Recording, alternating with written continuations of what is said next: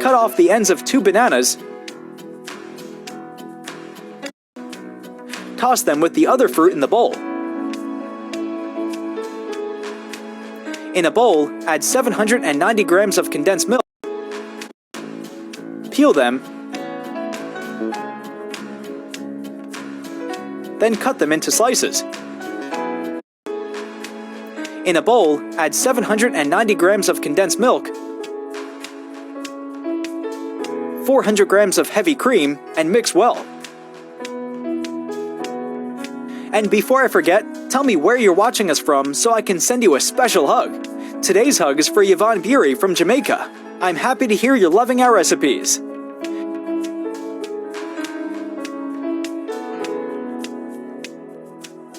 In another bowl, add 24 grams of unflavored gelatin, 50 milliliters of water, and mix well to dissolve. Now pour the gelatin into the mixture of condensed milk and heavy cream, then mix everything together.